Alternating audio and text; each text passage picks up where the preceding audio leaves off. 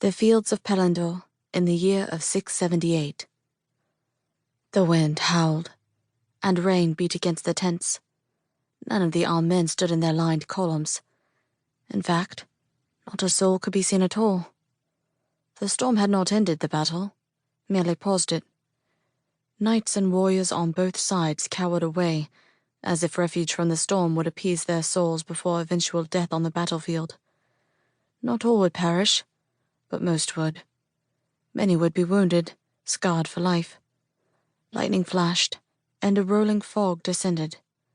One form, that of a tall, stately woman, appeared through the mist. She moved gracefully, although she did not appear to use her legs, and rather floated above the rain-soaked field. Tents flapped in the biting wind, but she ignored them, undeterred, her path unerring as she approached the grandest tent that belonged to the leader of the forces. The downpour did not touch her, and if one were to see her, perhaps they would think her merely a spectre. Earlier, once the storm arrived, the men fled from the battlefield just beyond the ridge. Several officers had been in this tent, speaking with the Duke.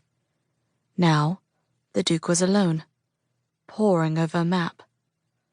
The flame above his candle flickered as she approached. A hood was drawn low over her face as she silently poured a healthy amount of wine. She brought the goblet over to him, and he accepted without looking at her. He drained it in one turn, and she claimed it back to refill. More and more she gave him wine, until eventually he turned toward her, his eyes glassy. "You aren't a maid," he said slowly, his words slurred ever so slightly. She dipped her head and removed the hood from her silver cloak with both hands. "Ulla, my wife," he exclaimed, holding out his arms to embrace her. "How is it that you have come to be in this terrible, miserable place?" The woman said not a word, but placed a finger to his lips. They joined together as a man and wife should. Afterward, Iden Byrne, Duke of Drakian, fell fast asleep. Without disturbing the man, the woman rose from the bed of blankets. Her silver cloak turned a brilliant white as her visage altered to that of her true self. She was not the Duke's wife after all. In truth, she was not human.